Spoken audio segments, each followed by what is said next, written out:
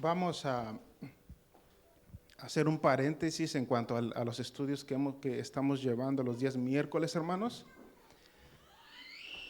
para dar un estudio que considero de suma importancia acerca de la Reforma Protestante. Mañana, el día de mañana, 31 de octubre, se celebra o se conmemora la Reforma Protestante. ¿Qué es la Reforma Protestante? Un movimiento religioso que se dio en el siglo XVI, en el año 1517. Y gracias a ese movimiento es que nosotros estamos hoy aquí, por la provisión de Dios, por la provisión de Dios. Es de suma importancia que conozcamos estas fechas, estos acontecimientos tan importantes que son de mucha importancia para la cristiandad, hermanos. Así que septiembre se celebra el mes de la Biblia. Octubre, el mes de la Reforma Protestante. Es mucho lo que vamos a estudiar el día de hoy, hermanos, y voy a usar las mismas palabras que usó Martín Lutero, la figura central de este movimiento.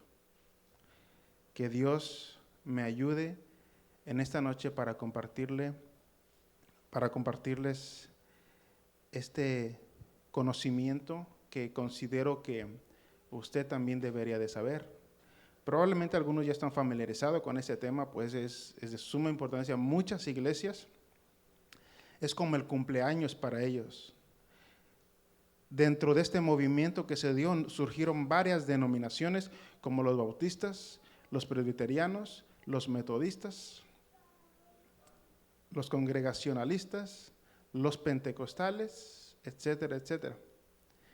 Y para algunas de las iglesias es como el cumpleaños el día de mañana, porque es la tradición de esas iglesias. Esas iglesias se llaman tradicionalmente las iglesias reformadas, por la reforma que se dio en aquel entonces. Así que, hermano, amado hermano, ¿está listo para el estudio de esta noche, hermano? Que Dios nos ayude. Vamos a leer Mateo capítulo 16, les dije, y versículo 18, para usar como base todo lo que vamos a construir hacia arriba en esta noche. ¿Está ahí conmigo, hermano? Mateo capítulo 16, versículo 18. Dice la palabra de Dios en el nombre de Jesús: y yo también te digo que tú eres Pedro, y sobre esta roca edificaré, ¿qué dice? Mi iglesia, y las puertas del Hades, ¿qué dice? No prevalecerá contra ella. Y estas palabras fueron dichas por Jesús hace aproximadamente 2000 años. Y hasta el día de hoy la iglesia sigue viva y caminando hacia adelante. Hay un canto que dice: en las pruebas y en las luchas, la iglesia sigue caminando. Solo se detiene para predicar. Amén, hermanos. Son palabras, las palabras de Jesús son fieles y son verdaderas, que hasta el día de hoy se ha cumplido con exactitud sin ningún margen de error. El cristianismo es la religión más grande de todo el mundo, la que más profesan los seres humanos en el planeta Tierra. Así que las puertas del Hades no han prevalecido contra ella. Amén, hermanos. Y la iglesia seguirá viva hasta que Cristo venga, hasta que Cristo se aparezca en gloria. Cierre sus ojos, vamos a orar para presentar el estudio de esta noche. Señor, te damos gracias, bendito Dios, porque tú eres bueno, Dios mío, porque tú haces que las cosas sucedan, bendito Dios. Tenías este momento, Señor, en tu anticipado conocimiento sabías que este día se llegaría, Dios mío, y que estarían los que deberían de estar en esta noche, poderoso Dios. Ahora te pedimos que abras los ojos de nuestro entendimiento, bendito Dios, para que podamos recibir tu palabra, tus historias que son parte, Señor, de tu plan divino, bendito Dios. Que podamos atesorarlo en nuestra mente y guardarlo en nuestro corazón, Señor, bendito. Toma el control de nuestras mentes y del ambiente, y que sean gratos los dichos de mi boca y la meditación de mi corazón delante de ti. En Cristo Jesús oramos. Amén. Amén. Pongan mucha atención para que nos siga el hilo, porque vamos a dar muchísima información, hermanos, y para que usted pueda retenerlo. Entonces, ¿qué celebramos el 31 de octubre de 1517? ¿La qué? La Reforma Protestante. Y no se preocupe, durante el transcurso del estudio vamos a ver por qué Reforma Protestante. ¿Cambió la imagen, hermanos? ¿No cambió la imagen? ¿De verdad? ¿Ya? ¿Qué imagen hay, hermanos?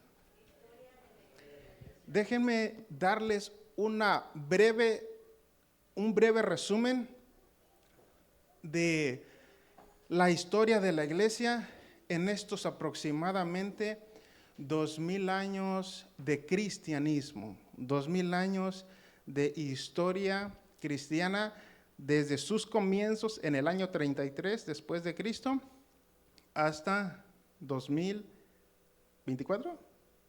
Estamos a 2024, ¿verdad?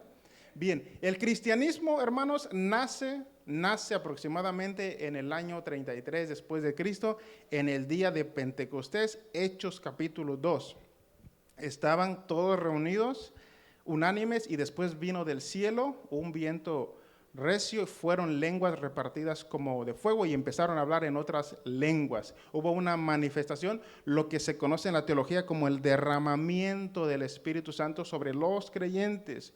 En esa época, en ese día, en esa fiesta específica, nace lo que sería el cristianismo o la iglesia, en el 33 después de Cristo.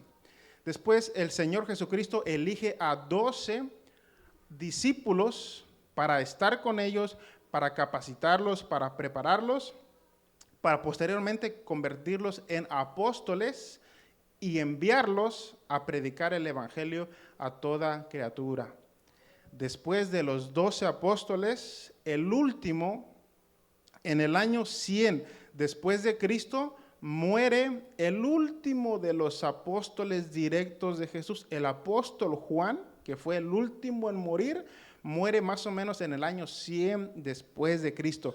En ese año se cierra lo que se llama el canon de la Biblia.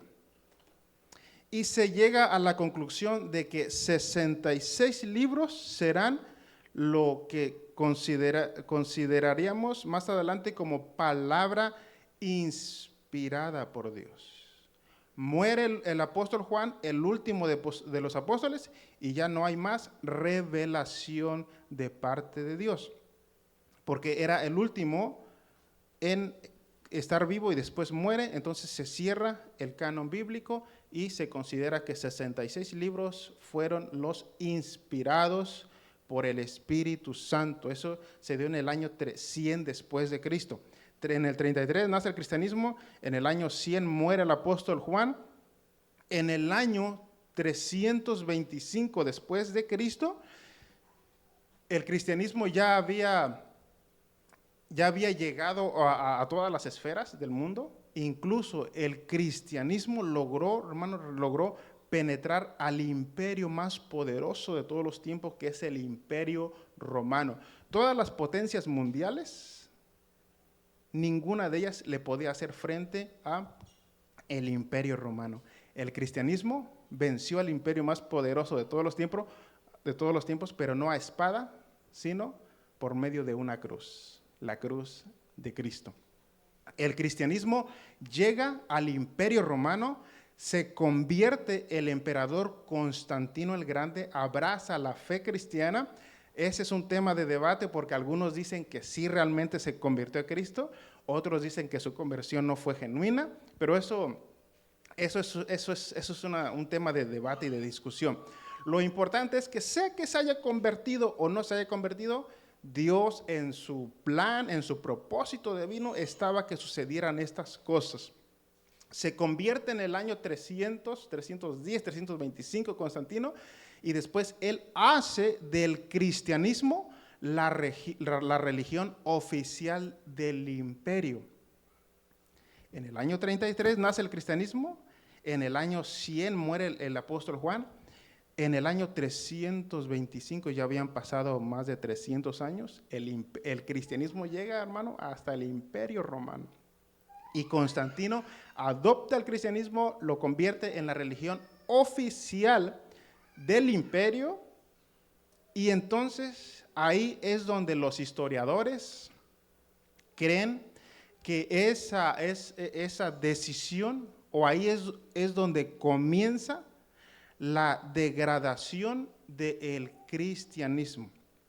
Porque como en esa época la religión oficial del imperio era el cristianismo, todo mundo quería ser cristiano. Hubo unos años en esa época donde estaba de moda ser cristiano. Todos querían adoptar la religión porque era la religión oficial del cristianismo. Entonces, algunos se convertían a Cristo de buena voluntad, genuinamente, pero otros lo hacían porque estaba de moda ser cristiano. Lo hacían por conveniencia, pero no por mero entrega realmente a Jesucristo. Entonces, hermanos, desde ese año, la iglesia, y después Constantino también adopta muchas prácticas del paganismo y lo introduce a las prácticas de la religión cristiana. Y desde del 325 hacia adelante, hay una época donde la iglesia está degradando moral y espiritualmente, porque antes del 325 todos los cristianos daban literalmente la vida por causa de Cristo. Desde el año 100, cuando muere el apóstol Juan, les digo que es mucha información, así que hermanos, ténganme paciencia. En el año 100 muere el apóstol Juan, y desde el 100 hasta el 310 hubo 210 años de intensa persecuciones. No fueron los 210 años, sino periodos de tiempo en esos años. Hubo periodos de tiempo donde había persecución a los cristianos, y muchos eran asesinados o encarcelados, incluso unos daban la vida por causa de Cristo. Eso se llama en la historia de la iglesia como el periodo de la persecución de la iglesia. Entonces se convierte Constantino al cristianismo y cesan las persecuciones. Ya no más persecuciones, y ahora desde 312 ya los cristianos podían proclamar a Jesucristo libremente sin temor a las persecuciones. Entonces, pero después Constantino adopta el cristianismo, como ya lo habíamos hecho anteriormente, y después él introduce algunas prácticas del paganismo, de su religión anterior, para introducirla en el cristianismo. En el año 476, está todo ahí en la línea de tiempo, en el año 476 después de Cristo, se da la caída del imperio romano. Finalmente, el imperio que conquistó en los tiempos de Jesús, finalmente cae, hermanos, cae por una coalición de tribus germánicas que se unen todas ellas para combatir a los romanos, y finalmente en esa guerra son vencidos finalmente, y entonces cae el poder romano, el poder político. Esto es muy importante, pero comienza el poder religioso, lo que se conoce en la historia como el Sacro Imperio Romano. Son vencidos en el poder religioso y político y militar, pero el poder religioso todavía continúa, porque Roma había conquistado todo el mundo y tenía sedes en Occidente y en Oriente. Entonces cae Occidente, pero Oriente todavía se mantiene, lo que conocemos como los bizantinos o Constantinopla, donde estaba el rey, porque se había movido de Roma a Constantinopla. Entonces, se detiene en ese año. Finalmente se acaba el Imperio Romano, no más Imperio Romano, pero el poder religioso sigue surgiendo hasta nuestros días. Tiene gran influencia el poder religioso en la humanidad. Entonces, en el año 33 después de Cristo nace el cristianismo. En el año 100 muere el apóstol Juan. En el año 325 Constantino se convierte y adopta al cristianismo como la religión oficial. En el año 476 después de Cristo, finalmente cae el Imperio Romano, el imperio que había dominado el mundo con la paz romana durante 500 años y finalmente, hermanos, es destruido.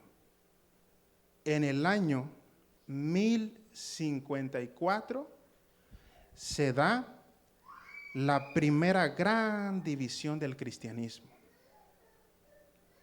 Se divide el cristianismo. Habían pasado 1000 años de cristianismo donde la iglesia era una sola. Y en los primeros años del cristianismo, a los cristianos o a la iglesia se le conocía como la iglesia primitiva. Ahí, en esa época, estoy hablando de los primeros 200 o 300 años de cristianismo. En esa época no había católicos, no había protestantes, no había evangélicos, no había pentecostales, no había ortodoxos. La iglesia era conocida como la iglesia primitiva o los cristianos de los primeros siglos. Pasan 1000 años de historia y en el año 1054, hermanos, se da una gran división en el cristianismo. Ya en esa época el cristianismo ya estaba por todo el mundo. Pero en los primeros años del cristianismo, hermanos, había lo que se conoce en la historia como la pentarquía. Eso quiere decir que había sedes, en las ciudades más importantes había sedes, y cada sede había un obispo. Estaba la sede de Jerusalén, de Antioquía, de Constantinopla, de Alejandría y la sede de Roma. La sede de Jerusalén, Antioquía, Alejandría, Constantinopla y Roma. 5 sedes, las más importantes, y cada sede había un obispo, un líder principal. Y cada vez que había problemas en el cristianismo, se reunían los líderes de cada sede para tratar los asuntos del cristianismo y entre todos tomaban una decisión.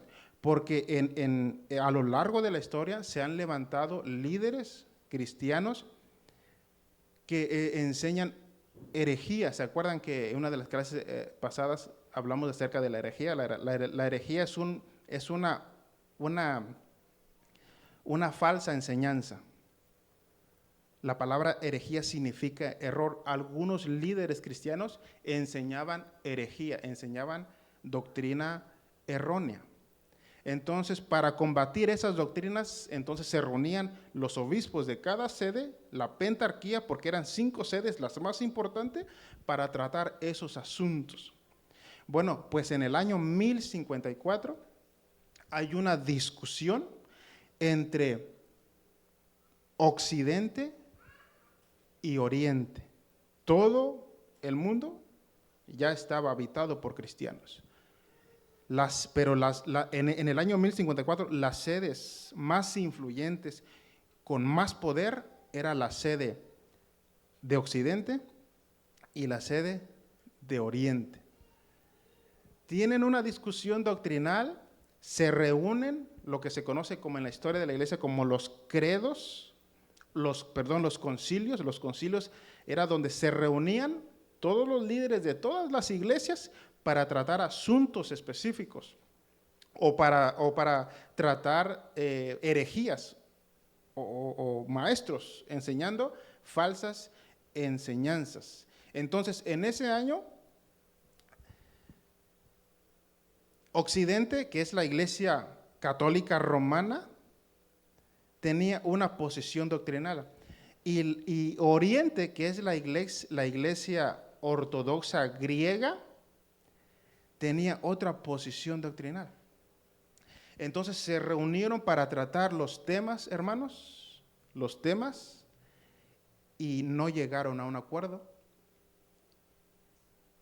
Y esa discusión fue causa de una división. Después de 1000 años de cristianismo, hermanos, finalmente se divide la iglesia. Oriente y Occidente. A Occidente se le llama Iglesia Católica Romana. Y los de Oriente, Iglesia Católica Ortodoxa. Si ustedes ven ahí en su línea de tiempo, el cristianismo es la religión, pero la religión del cristianismo tiene 3 ramas, las más importantes, que son los ortodoxos, los católicos romanos ¿y quiénes? Y los protestantes que venimos siendo nosotros. Las 3 ramas pertenecen a la religión cristiana. Entonces, en el año 1476 se divide Oriente de Occidente. Y ahí es donde está la gran división de la iglesia cristiana. Entonces, seguimos en la línea de tiempo. Los ortodoxos, hermanos, es la rama más pequeña, minoritaria de la cristiandad. Ellos hasta el día de hoy están perdiendo muchos creyentes porque ellos todavía hacen sus misas en el idioma latín, que era el idioma del Imperio Romano. Y es la rama más con menos creyentes del cristianismo. Pero entonces, el foco de atención siempre está en la Iglesia Católica Romana, porque siempre ha sido la más influyente de todos. Porque ahí surgió el Imperio Romano, el poder político y militar. Y esa influencia traspasó a la influencia religiosa, dando lugar al Sacro Imperio Romano. Entonces, en el año 1054 se divide Oriente de Occidente. Son temas doctrinales que no se pusieron de acuerdo y entonces, lamentablemente, hermanos, está en la historia y no se puede negar. Hubo una división grande en la iglesia. En las épocas anteriores hubo divisiones, pero fueron pequeños grupos pequeños que se salían de la ortodoxia. ¿Se acuerdan de la ortodoxia y heterodoxia? La ortodoxia es mantenerse en las doctrinas fundamentales que se ha creído a lo largo de 2000 años. Entonces hubo un grupo de líderes cristianos que se salieron de la ortodoxia para caer en la heterodoxia, y entonces ellos se salieron del cristianismo. Pero eran grupos pequeños que no afectó en lo absoluto a la cristiandad. Pero esta división se llama el cisma de Oriente, porque eran las 2 iglesias más influyentes de aquella época. Eran las más grandes de aquella época. Entonces, las 2 iglesias más influyentes, más grandes, se dividieron, y ahí sí hubo se notó mucho esas divisiones porque eran las más grandes, las más poderosas, las más influyentes. Entonces, por un lado, tenemos la iglesia de Oriente, la iglesia católica ortodoxa, o mayormente conocido como los ortodoxos. Y la iglesia de Occidente, iglesia católica romana. Después seguimos la línea de tiempo porque siempre el foco de la historia está siempre en la iglesia católica romana. Pasa el tiempo y en el año 1517 se da otra gran división, Eduardo, otra gran división del cristianismo. Y ahora esa división no se da en Oriente, sino en Occidente. Se da la división en la Iglesia Católica Romana. Y en esta división del cristianismo es donde se da la Reforma Protestante de Martín Lutero. En esta gran división, recuerden que aquí se divide Oriente de Occidente, y en esta división se divide Occidente.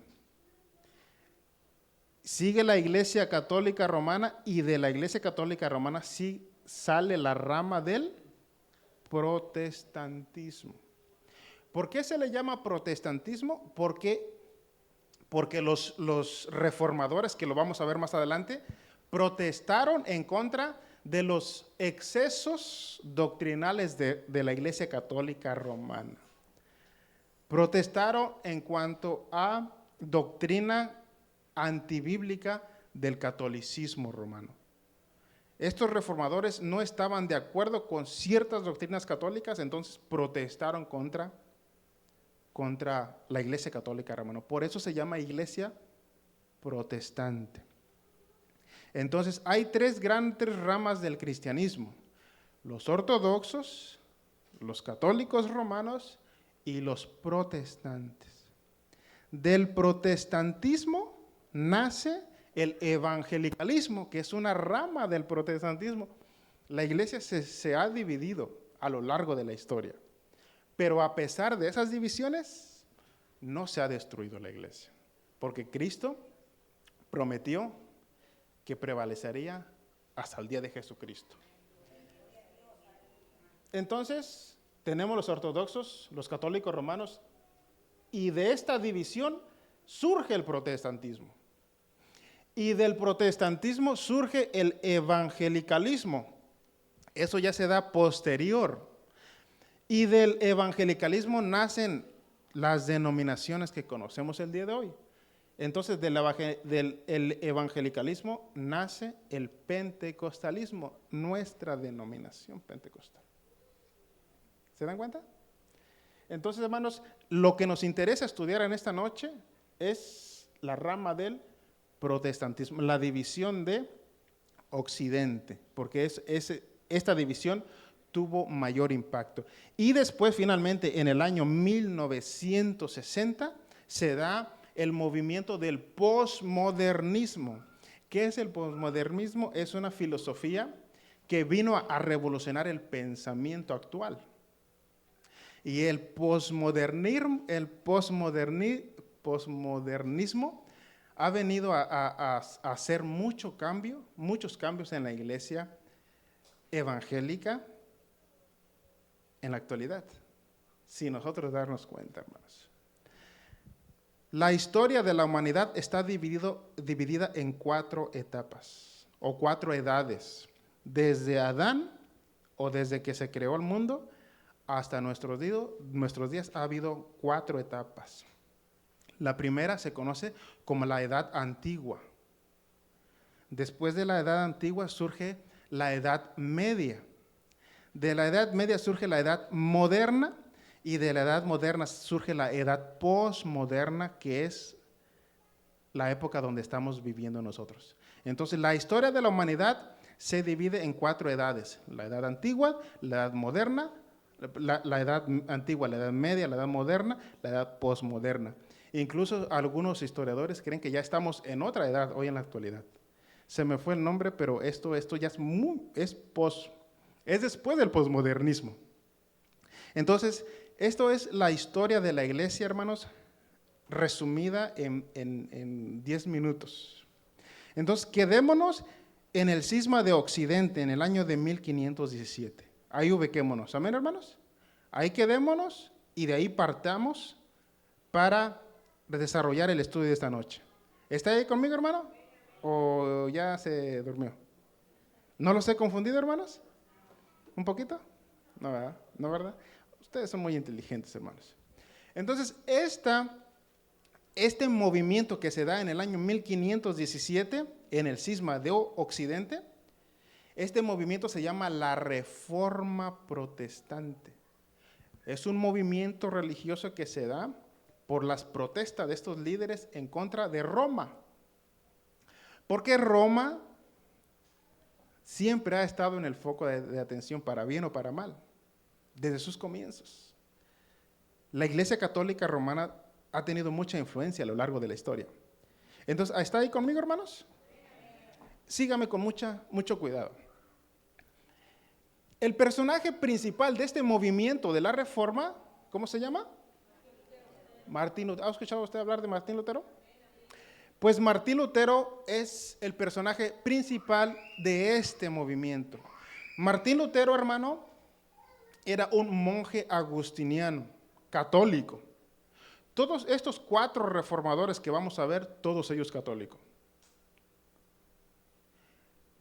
La idea de Martín Lutero, y todos estos reformadores eran personas, filósofos, teólogos, historiadores, eran grandes, unas mentes brillantes.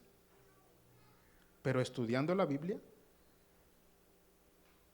llegaron a la conclusión de que parte, no toda, pero parte de la doctrina católica romana no concordaba con la Biblia. Y es por eso que protestaron contra algunos dogmas católicos, que eso lo vamos a ver más adelante. Entonces Martín Lutero era un fiel devoto católico romano. La intención de Martín Lutero era reformar la iglesia, hacer cambios en la doctrina católica romana. Pero este movimiento fue tan grande su impacto, que en otras palabras se le salió de las manos el movimiento, porque tuvo tanto éxito este movimiento, hermanos, que aunque él murió siendo católico romano, pero sus seguidores dejaron el catolicismo y adoptaron el protestantismo. De ahí, del movimiento de Martín Lutero surge el protestantismo. Esa no era la idea de Martín Lutero. Martín Lutero era seguir católico, solamente reformar la iglesia. Pero finalmente sus seguidores, esto estaba en la provisión divina, lo vamos a ver más adelante, hermanos. Entonces Martín Lutero estaba en contra de algunas doctrinas, no estaba conforme, no estaba satisfecha con algunas de los dogmas católicos. Y como era un teólogo, un filósofo, un hombre muy preparado, entonces, hermanos, recuerden que el catolicismo romano predica una salvación por gracia mediante la fe más obras. Y eso lo vamos a ver más adelante. Fe más obras. Los protestantes o evangélicos predicamos una fe por gracia mediante la fe sola. Eso lo vamos a ver más adelante. Pero el catolicismo, fe más obras. Y es donde ahí Martín Lutero como que no simpatizaba mucho con la doctrina católica. Entonces, hermanos, estudiando la Biblia, preparando su estudio bíblico del libro de los Romanos, Martín Lutero se encuentra, porque él había crecido con la doctrina católica de fe más obras. Martín Lutero era un monje que realmente quería agradar a Dios. Y él todo el tiempo estaba luchando porque en sus debilidades él le fallaba a Dios, como todos nosotros le fallamos. Porque, hermanos, no somos perfectos, somos vulnerables al pecado, somos débiles, que le fallamos todos los días a Dios. Amén, hermanos. Por eso la salvación no es por obras. Porque si fuera por obras, nadie entraría al cielo. Eso lo vamos a ver más adelante. Entonces Martín Lutero se la pasaba todo el día con remordimiento porque él quería vivir una vida perfecta. Bueno, paréntesis, sí hay una manera de salvarse. Si no quieres salvarte a través de Cristo, hay una segunda vía. Y esa segunda opción es cumplir la ley de Dios a su perfección. Si quieres entrar al cielo sin Cristo, la otra opción es cumplir la ley de Dios a su perfección. Pero ese cumplimiento se da desde que tienes uso de razón, desde que estás consciente de lo bueno y lo malo, del bien y del mal, desde tu niñez, hasta el último día de tu vida. Tienes que guardar la ley de Dios en su totalidad y en su perfección, porque Dios demanda una vida perfecta, pura, sin mancha, para poder entrar al cielo. Toda tu vida tienes que guardar la ley de Dios y cumplirlas al pie de la letra sin ningún margen de error. Desde que tienes uso de razón hasta el último suspiro de tu vida. Pero para eso nosotros, después de la caída de Adán, no tenemos esa facultad de cumplir la ley de Dios a su perfección. Porque la Biblia dice que si fallamos en uno, nos hacemos transgresores de toda la ley moral de Dios. Lo podemos cumplir en 20 años probablemente, pero en un día podemos transgredir la ley de Dios y se acabó, no más salvación. Entonces, cumpliendo la ley de Dios, es imposible de que un hombre pueda salvarse, porque Dios exige perfección.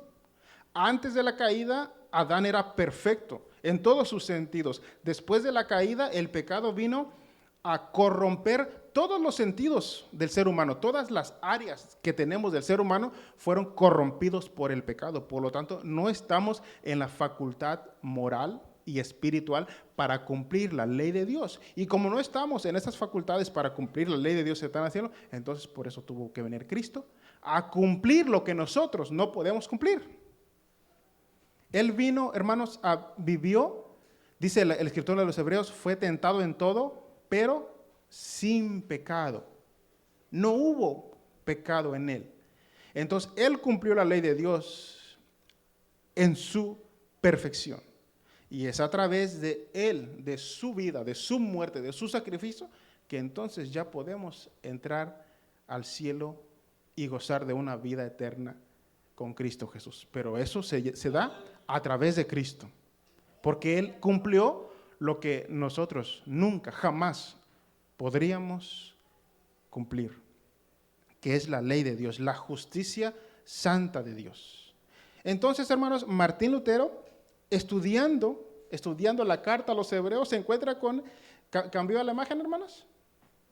En Romanos 1:17, porque estaba dando estudios acerca de la carta a los romanos, y entonces se encuentra con Romanos 1:17, que dice, el justo por sus buenas obras vivirá. ¿Eso dice? El justo por portarse bien vivirá. ¿Eso dice? El justo por ayudar al huérfano, a la viuda y al desamparado vivirá. ¿Qué dice? ¿Por la qué? Por la fe vivirá. Por la fe vivirá. Porque si fueran por obras, no tenemos la facultad de cumplir la perfección, la ley de Dios, para salvarnos. Todos los que entrarán al cielo serán a través de Jesucristo. Amén, hermanos. Porque Él es el camino, la verdad y la vida. Él es la resurrección y la vida a través de Jesucristo. Entonces dice Martín Lutero, oye, pero si Roma está predicando una fe más obras, y eso lo vamos a ver más adelante. Y esta frase de Romanos 1:17 le hace efecto en la conciencia y en el corazón de Martín Lutero, y dice, mas el justo por la fe vivirá. Y después llega en el capítulo 5, versículo 1, que dice, justificaos pues por las obras, dice, ¿por la qué? Por la fe. Tenemos paz para con Dios, ¿por medio de quién? Por medio de nuestro Señor Jesucristo. El resultado o la consecuencia de yo entregarle mi vida a Cristo, el ir yo delante de Cristo, esto es la fe. Deposito mi fe, mi confianza en Cristo. El resultado de yo haberle entregado mi vida a Cristo es la paz interior de que de aquí en adelante, hermanos, ya la ira de Dios no está conmigo, porque ya hice las paces con Dios a través de Jesucristo, a través de su muerte y de su resurrección. Yo confié en el sacrificio de Cristo, en lo que Él hizo por mí hace 2000 años. Y entonces paso de un estado de de enemistad con Dios a ser amigo de Dios, a ser hijo adoptivo de Dios, en cuestión de instantes, hermanos. Y pertenecemos a la familia de Dios. Entonces, estos son los dos textos bíblicos que confrontaron a Martín Lutero. Y dice, el justo por la fe vivirá. Porque el catolicismo romano predica que sí, inicialmente sí tenemos que confiar en Cristo. Pero después ellos dicen, pero tenemos que hacer obras para mantener la salvación. La pregunta es, ¿qué tantas obras? ¿O cuál es la medida de obras que tienes que hacer? Y les hace esas preguntas a los católicos romanos y no saben qué te van a responder. Porque si es fe más obras, entonces ¿cuántas obras tengo que hacer yo para poder mantener mi fe? ¿Cuál es el estándar? ¿Cuál es la medida? De hecho, nosotros cuando entregamos nuestra vida a Cristo, creemos por las Escrituras que es verdad. Cuando nosotros entregamos nuestra vida a Cristo y el Espíritu Santo viene a morar en nuestro interior y viene a sellarnos, en ese momento nosotros creemos, hermanos, por fe, que somos hijos de Dios. Amén, hermanos. Y que tenemos la salvación de Dios hoy. El catolicismo predica una fe, una salvación, fe más obras. Usted le pregunta al católico que si es salvo, él no sabe si es salvo. Él te va a decir que no, ellos le van a decir que no son salvos. ¿Por qué? Porque van a esperar hasta el día final y después tienen que pasar por el proceso del purgatorio a purgar sus obras. Y después le preguntas, ¿y cuánto tiempo vas a estar en el purgatorio? No tienen respuestas. Eso lo vamos a ver más adelante, esos dogmas del purgatorio, eso lo vamos a ver más adelante. Esos son las enseñanzas que estos reformadores estaban pero esto no lo encontramos en la Biblia. Entonces, por eso protestaron contra el catolicismo romano, porque no estaban de acuerdo a lo que Roma enseñaba. De hecho, el catolicismo romano ha añadido 23 dogmas más a lo que se conoce como ortodoxia. Ellos le han agregado doctrinas vinculantes a la salvación. Eso lo vamos a ver más adelante. Y según la cosmovisión católica romana, tienes que cumplir estos dogmas o creer estos dogmas para poder ser salvo, porque si no, no eres salvo. Por eso protestantes, porque protestaron contra los excesos del catolicismo romano. ¿Hasta ahí, hermanos? ¿Se entiende? ¿Cambió la imagen, hermano? Entonces, ya Martín Lutero estaba luchando con estos dos textos bíblicos.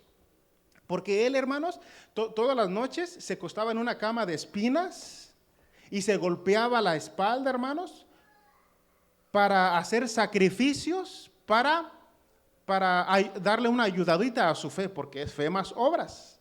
Entonces, entre él más se golpeaba su cuerpo, más se sacrificaba, pues estaba haciendo algunas cosas para que Dios tuviera piedad de él. Y todas las noches Martín Lutero, hermanos, se peleaba con él mismo. Se peleaba con Dios y con Satanás. Porque él quería vivir una vida santa, una vida perfecta, pero todos los días le fallaba a Dios, en lo más mínimo. Y cuando le fallaba a Dios venía el dolor, el remordimiento, y en la noche lloraba y se discutía con él mismo. De hecho, él lo expresa. A veces lucho conmigo mismo, lucho con el diablo, lucho con el mismo Dios. Y no tenía paz en su corazón. Pero cuando se encuentra con estos textos, más el justo por la fe vivirá, no por obras para que nadie se gloríe. Efesios capítulo 2, versículo 8. Y después se encuentra en capítulo 5, versículo 1, justificados pues por la fe, no por las obras. Tenemos paz para con Dios por medio de nuestro Señor Jesucristo. Entonces ya tenía dos textos bíblicos confrontados, ya Dios estaba tratando, ya Dios estaba haciendo la obra en su corazón. Pero la gota que derramó el vaso en el pensamiento de Lutero fue, ¿las qué? ¿Las ventas de qué? Las ventas de las indulgencias. Un 31 de octubre del año 1517, un hombre llamado Juan Tetzel, comisionado por el Papa, iba por toda Europa vendiendo las indulgencias En otras palabras, vendiendo la salvación. Y si usted pagaba cierta cantidad de dinero, podías obtener la salvación. O sea que la salvación tenía un precio. Y si alguien de su familiar murió y está en el purgatorio, y supongamos que le dieron 50 años en el purgatorio, y usted quiere reducir el tiempo de su familiar que está en el purgatorio, entonces da cierta cantidad de dinero para que le resten 20 años en el purgatorio y ya no pase 50, sino 30 años. ¿Y saben por qué hacían estas ventas de las inocencias? Porque en esa época estaban construyendo lo que se conoce como la Basílica de San Pedro. Estaba en proceso de construcción, pero como la obra era monumental, entonces ellos necesitaban poder económico para terminar la obra. Y ellos, para obtener el dinero, entonces abrieron esta idea de las indulgencias y tenías que comprar la salvación. Para ser salvo tenías que pagar un precio y eres salvo. ¿Se dan cuenta? Entonces, cuando Martín Lutero, un 31 de octubre, va por las calles, está por las calles de Alemania y encuentra a este hombre llamado Juan Tetzel diciendo que si da cierta cantidad de dinero, puedes restarle 30 años, es un ejemplo, a tu primo que está en el purgatorio. Y si es cierta cantidad de dinero, puedes obtener la salvación. Entonces, cuando Martín Lutero escucha estas declaraciones de Juan Tetzel, hermanos, esto enfureció, esto llamó la atención de Martín Lutero y dice, esto ya no puede ser. Roma, parafraseando a Martín Lutero, Roma ha llegado muy lejos. Juan Tetzel tenía un cofre y decía, en el momento en el que el chelín, una moneda, en el momento en el que el chelín toque el cofre, se reducieron 50 años de tu familiar en el purgatorio. O en el momento de que el chelín suene, caiga en el cofre, ya entonces tienes la salvación comprada. Pero no por gracia, sino pagando un precio monetario. Entonces Martín Lutero dice esto ya fue muy lejos. Entonces él empieza a escribir una serie de tesis que en realidad son a la antítesis de las tesis de los dogmas romanos, lo que se conoce como las 95 tesis que escribió Martín Lutero. Esas 95 tesis es una contrarrespuesta o una refutación a los dogmas del catolicismo romano. Escribe sus 95 tesis contradiciendo la doctrina de los católica romana y ¿sabe lo que hace Martín Lutero? En esa época no había Facebook, no podías publicarlo en tu muro para que todo vean. ¿Sabe lo que él hizo? Escribió sus 95 tesis y las clavó, ¿en dónde? Según el texto. En la puerta de la iglesia ¿de qué? De la catedral ¿de qué? De Wittenberg. Y el clavarlas en la puerta de la catedral es el equivalente a publicar, es el equivalente al día de hoy de publicarlo en el muro de tu Facebook. Toda la gente se da cuenta lo que publicaste. Pues en ese lugar toda la gente se movía, era una catedral. Entonces cuando publica sus 95 tesis, toda la gente va, se acerca y mira y oye, es la antítesis de doctrinas del catolicismo romano. Entonces ahí, hermano, ahí es donde surge el movimiento de la Reforma Protestante. Y obviamente que los líderes católicos romanos, hermanos, iban a detener este movimiento. Y ahí nace lo que se conoce como la Contrarreforma. La Contrarreforma es un movimiento católico romano que se da para detener la reforma protestante. Pero era demasiado tarde. El movimiento ya tuvo tanta influencia y tanto éxito que ya no pudieron detener la reforma protestante. Entonces Martín Lutero clava las 99 tesis. Entonces el Papa Romano convoca a Martín Lutero le exige a que se retracte de sus 95 tesis, porque eran contrario a lo que estaba enseñando la Iglesia Católica Romana. Entonces es llevado, hermanos, Martín Lutero, de hecho varias veces intentaron asesinarlo, porque le decían que se retrate, pero él estaba convencido de que sus tesis eran acorde a la palabra de Dios. De hecho, hay una frase popular de él que dice: no puedo ir en contra de Dios y de mi conciencia, que Dios me ayude, porque iba a ser enjuiciado y probablemente asesinado. Pero por la providencia divina no le quitaron la vida, él siguió vivo, hermanos, pero al final, cuando compadeció frente al Papa, porque lo llevaron, se reunieron todos los líderes católicos, lo sentaron en la silla del juicio y le dijeron: si te retractas de lo que has escrito, te perdonamos la vida. Y él dice: estoy convencido por las Escrituras de que mis tesis van acorde a la palabra de Dios. Y no puedo ir en contra de Dios ni de mi conciencia. Que Dios me ayude. Él dice: si me demuestran con la Biblia de que mis tesis son un error, yo me retracto. Pero nadie se atrevió a comprobar de que estaba en el error, porque realmente sus tesis eran de acorde a la palabra de Dios. Y lo buscaron para asesinarlo, pero tuvo la ayuda del rey en aquella época, y así que libró su muerte. De hecho, más adelante, hermanos, pues la providencia divina, Martín Lutero se casó, tuvo a su esposa y murió una muerte natural.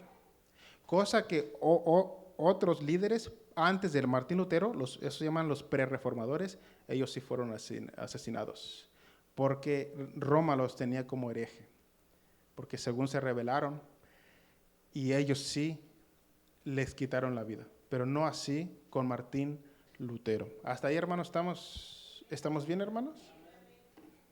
Es mucha información, hermanos, y se nos está acabando el tiempo. Después viene... Bueno, en esa época surgieron 3 movimientos y todo se dio. La invención de la imprenta, el Renacimiento y el humanismo se dieron en conjunto para que la reforma, hermanos, fuera un éxito. Entonces se reformó el área religioso, pero también, o sea, ese movimiento fue tan influyente que hubo una reforma a nivel, en todas las áreas, en lo secular también. Y ahí es donde surge o renace, por eso se llama renacimiento, la poesía, la pintura, la música, la literatura, etcétera, etcétera. Entonces es una puerta que se abre para que todos, oprimidos por el poder católico romano, hermanos, eso es innegable, no se puede negar, está en la historia. Así que no estoy compartiendo algo que no está en esto. Eso cualquiera lo puede confirmar en cuanto a la historia. Entonces, el poder católico romano siempre había tenido el control de todo, o ha querido tener el control de todo. Entonces, esa puerta se abre para que todas las otras más áreas del conocimiento también puedan ser libres. ¿Se acuerdan cuando el pueblo hebreo sale de Egipto? Sale de Egipto a Canaán. Pues no solamente salió ese pueblo, sino muchos pueblos que estaban esclavos también salieron atrás de ellos. Pues más o menos así pasó en la Reforma Protestante. Salieron muchas otras ramas del conocimiento o del saber. Entonces, en esa época se inventa la imprenta por un hombre llamado, ¿cómo se llamaba el inventor de la imprenta? Juan Gutenberg.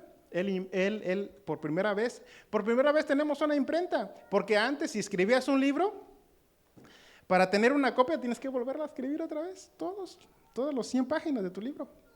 Y si quieres otra copia, volver a transcribir. Pero, hermanos, ¿cómo es sabio y cómo es inteligente Dios? Porque hasta aquella época no había imprenta. Tienes que escribir tu libro y transcribir nuevamente todas las páginas de tu libro. Pero en esa época se da la imprenta y entonces, hermanos, entonces, escuchen, y esto es un distintivo de la palabra de Dios. Crea la imprenta y el primer libro en haber sido impreso en la imprenta, ¿adivinen cuál es? La Biblia. El primer libro que fue impreso en la imprenta desde que se inventó. Entonces, Martín Lutero traduce del griego al alemán, su lengua natal, traduce el Nuevo Testamento en el alemán. Y por primera vez en muchos años ya el pueblo entonces podía leer su Nuevo Testamento en su idioma natal, el alemán. Después, posteriormente, se traduce al francés, al inglés y al español. Y ahora todo el mundo tiene un ejemplar de la Biblia en su idioma, gracias a ese movimiento de la Reforma y gracias a la imprenta de aquella época. ¿Es sabio Dios, hermanos? Gloria a Dios por eso. Ahora, todos podemos leer la Biblia en nuestro idioma natal y todos podemos entender la palabra de Dios. Cosa que antes de eso, el catolicismo romano prohibió leer la Biblia al pueblo. ¿Usted sabía eso, hermano? Ya fue más adelante cuando uno de los papas finalmente abrió la Biblia y dijo, oye, estamos prohibiendo muchas cosas, démosle la Biblia al pueblo. Ahora todo católico, gracias a Dios, tiene un acceso a un ejemplar de la Biblia en su idioma. Pero eso se prohibió por mucho tiempo. Después, hermanos, ¿cuánto tiempo nos queda, hermanos? ¿2 horas? Ya nos queda muy poco, hermanos. Entonces, hermanos, después viene otro reformador llamado Juan Calvino. Este personaje, hermano, también fue católico. Y este ha sido uno de las mentes más brillantes que ha tenido la humanidad. De hecho, algunos líderes cristianos consideran a Juan Calvino como el teólogo más grande que ha tenido la iglesia cristiana. Calvino y Agustín de Hipona han sido los más grandes teólogos que ha tenido la iglesia católica, la iglesia cristiana en sus 2000 años de existencia. Entonces Juan Calvino, hermanos, trae la reforma en Ginebra, Suiza. Martín Lutero su movimiento se da en Alemania. Después, en esa época también surge Juan Calvino y porque no fue una reforma, fueron muchas reformas en diferentes ciudades de Europa, porque esa reforma se dio en Europa y no fue una, fueron varias reformas. En Alemania con Martín Lutero, en Suiza con Juan Calvino y Ulrico Zwingli, esto lo vamos a ver más adelante, y en Suecia con Juan Knox, esto lo vamos a ver más adelante. Entonces, fueron varios reformadores, pero estos 4 son los más importantes. Entonces, Juan Calvino, en esos mismos años, comienza una reforma en Ginebra, Suiza, y entonces, hermanos, influenciado por el pensamiento de Lutero, entonces comienza la reforma. Y Juan Calvino, pues, tenía un conocimiento extremadamente alto, era extremadamente culto. Él, hermanos, escribe un libro, un tratado, donde su libro se llama, ¿cómo se llama? Institución de la Religión Cristiana. Y este hombre se encarga de sistematizar toda la doctrina cristiana, cosa que no se había hecho anteriormente. Este hombre tuvo la capacidad de crear esta obra de arte y sistematizar toda la doctrina cristiana en un libro, pero son diferentes tomos. Es enorme este ejemplar, y ahí sistematiza toda la doctrina cristiana. Y este mismo personaje, Juan Calvino, de él nace un movimiento que se llama el calvinismo. ¿Han ustedes escuchado del calvinismo? ¿No, hermanos? El calvinismo es un sistema de pensamiento contrario al arminianismo. Son los dos más influyentes de los protestantes, pero eso es otro tema. Entonces, Juan Calvino es otro de los reformadores. ¿Quién fue el primero, hermano? Martín Lutero. ¿Y el segundo? Juan Calvino. ¿Y quién es el tercero, hermano Celso? Juan Knox. Este hombre comienza su reforma, ¿en dónde? En Escocia. Entonces, quien inició todo esto es Martín Lutero en Alemania, Calvino en Suiza y Juan Knox en Escocia. Este hombre, hermanos, era un predicador fervoroso, con una voz y un corazón ardiente, hermanos, que literalmente este hombre, hermanos, se ganó toda Suecia para Cristo. Este fue el hombre del gran frase que se llama, dame Suecia, Señor, o me muero. O sea, era tanto el fervor, hermanos. Entonces, esto se llama como la Roma protestante. O sea, estos hombres protestantizaron a Roma. O sea, ganaron a los católicos romanos para convertirse en protestantes. Este movimiento se dio en Europa y todos ellos, hermanos, fueron pieza fundamental. Esto se conoce también en la historia como los apóstoles de la Reforma.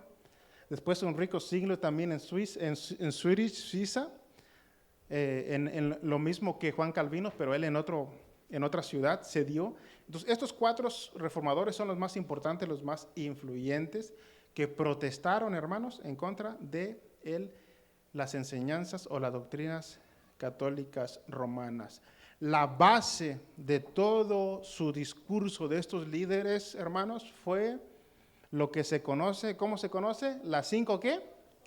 Las 5 solas. Hermanos, sobre esta base edificaron su doctrina. Estos términos son latín. Las 5 solas, porque en latín, ¿cuál es el primero, hermano? Sola escritura. ¿Cuál es la segunda sola? Sola gratia. ¿Tercero? Ajá. ¿Cuarto? ¿Y quinto? Hermanos, ya hablan latín, ya hablan otro idioma, son tribilingües. Wow. Aprendimos un idioma el día de hoy. Entonces, estas son las 5 solas. Sobre esta base edificaron todas sus doctrinas, hermanos.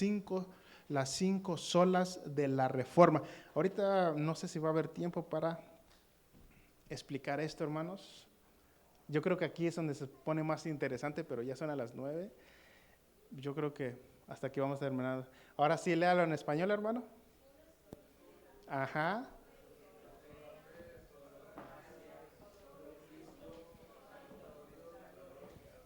Ok, denme 5 minutos para explicar eso y nos vamos, hermanos. La sola escritura es la antítesis del dogma o de los dogmas del catolicismo romano. Para nosotros los protestantes, la sola escritura, hermanos, quiere decir que la máxima autoridad, ¿cuál es? La palabra de Dios. Es quien tiene la última palabra.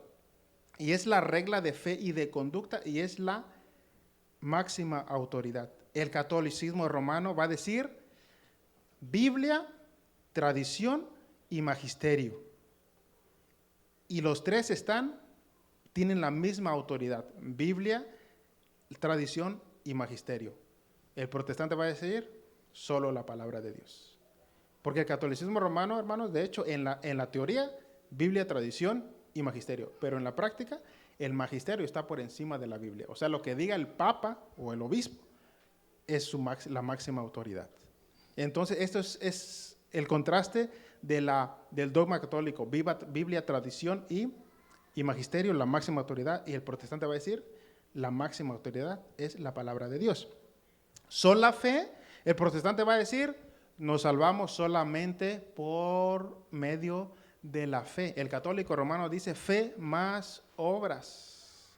El protestante va a decir sola fe, solo a través de mi fe en Jesucristo. Porque si le agregamos las obras, queremos decir que entonces el sacrificio de Cristo no fue suficiente. Tenemos que agregar nuestras obras. La sola gratia podemos estar de acuerdo porque ambos predicamos una salvación por gracia, hermanos. Por gracia. Y el instrumento que usa Dios es la fe en Jesucristo. Solo por gracia. Todos los que vamos a entrar al cielo, hermanos, no es porque nos portemos bien o porque hayamos añadido obras a nuestra salvación o porque hicimos muchas cosas buenas o porque dejamos de hacer o porque no hicimos cosas malas. Nadie va a entrar al cielo por las obras, ni mereciendo el cielo. Vamos a entrar por gracia. Por gracia vamos a entrar al cielo. ¿Y qué es la gracia? Una extensión del amor de Dios. Solo Cristo, nosotros decimos que solo a través de Cristo podemos obtener la salvación. El católico romano va a decir Cristo más los dogmas. Y uno de los dogmas que añadió el catolicismo romano fueron los dogmas los dogmas marianos. Escuchen, eso es interesante, hermano. El catolicismo romano, hermano, añade 4 dogmas, lo que se conoce como los dogmas marianos. Y ellos dicen, si no crees, para el católico, para ser salvo tienes que creer sí o sí en esto. Si no lo crees, no puedes ser salvo. María, Madre de Dios, María siempre virgen, la Inmaculada Concepción y la Asunción de María. El católico romano tiene que creer estos 4 dogmas, si no, no puede ser salvos. Entonces, el catolicismo es Cristo más los dogmas marianos. Y después también le agregan el dogma del purgatorio y el dogma de la infalibilidad papal, que el Papa no puede errar cuando habla ex cátedra, que eso, lo que dice el Papa, eso es lo correcto. Entonces, para un católico salvarse tienes que creer en los dogmas de extensión. Y el cristiano dice, solo Cristo. Solo Cristo, y a través de Cristo puedo obtener la salvación y la vida eterna. ¿Se da cuenta que esto es delicado? Y finalmente, solo a Dios la gloria. Todo lo que se lleva a cabo en la salvación, hermanos, la Escritura, que se nos ha dado como la revelación de Dios, la sola gracia, somos salvos por gracia, un favor inmerecido, y somos salvos en Cristo a través de confiar en Él. Y toda la obra de la salvación es para darle la gloria ¿a quién? A Dios. Solo a Dios la gloria. Todo lo que se lleva a cabo es para la gloria y la honra, hermanos, de Dios. Entonces, estas son las 5 solas definidas, son los marianos. Y finalmente, hermanos, todos ellos, ¿saben por qué hicieron esto? Porque la frase que ellos adoptaron es las ad fontes, ¿volviendo a qué? A las fuentes, o volviendo a las manantiales, volviendo a la palabra de Dios. Ellos descubrieron todos estos, hermanos, porque ellos volvieron a los textos originales, hebreo y griego, y dijeron, oye, espérate, lo que está enseñando el catolicismo romano no va acorde con la palabra de Dios. Entonces, esta frase, volviendo a las fuentes, quiere decir que volvimos a las Escrituras para poder tener la ortodoxia, hermanos. Hermanos, espero que no los haya aburrido, hermanos. ¿Sí aprendimos? Desde ahí, hermanos, sí se nos refrescó la mente a los que ya teníamos ese conocimiento. Pero es muy importante que sepamos todo esto, hermanos, porque es parte de nuestra herencia cristiana. ¿Amén, hermanos? Así que